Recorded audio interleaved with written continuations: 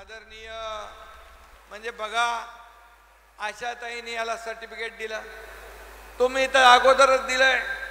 मोदीजींनी देखील काल सांगितलं, महिला सक्षमीकरणासाठी महाराष्ट्र हा देशाला दिशा दाखवणारं राज्य आहे. याच्यापेक्षा आपल्याला काय सर्टिफिकेट पाहिजे?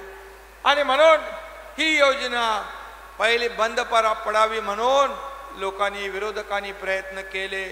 त्याच्यामध्ये अनेक सावत्र भावांनी खोडा घालण्याचा प्रयत्न केला.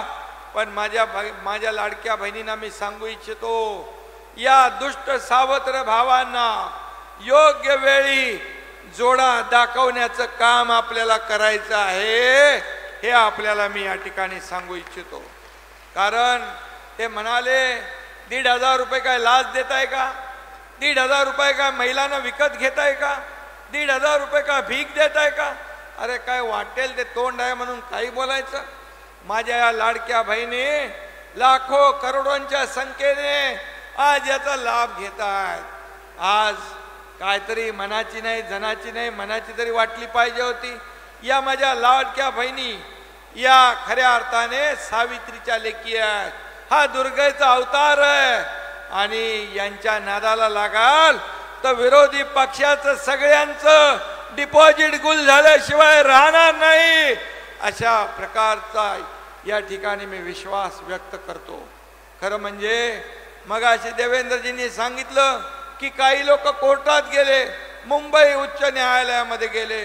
मुंबई उच्च न्यायालयाने आमच्या लाडक्या बहिणींच्या बाजूने निर्णय दिला आणि त्याला मारला, चपराक दिली, त्याचं याचिका फेटाळून लावली.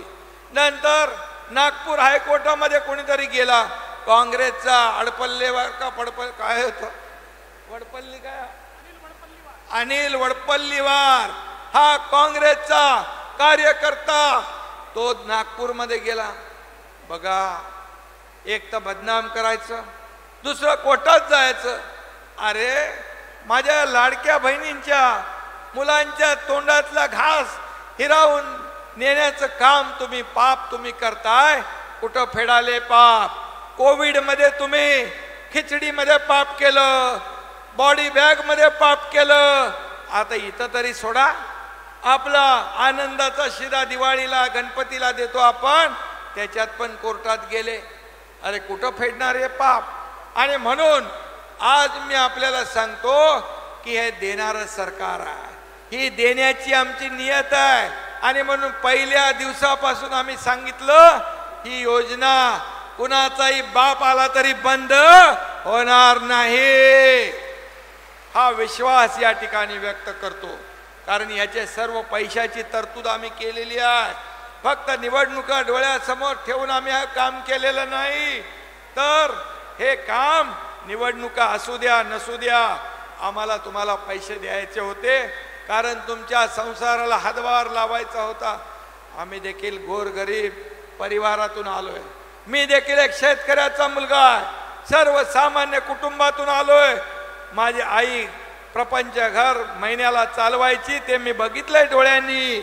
आणि म्हणून आमचं जेव्हा सरकार आलं तेव्हा का आमच्या बहिणींच्या संसाराला हातभार लावायचा नाही, का करायचं नाही? आणि म्हणून ही योजना जी आहे ही कायम सुरू राहणार आहे. तुम्हाला मी सांगतो, या ठिकाणी आम्ही मगाशी अजितदादांनी सांगितलं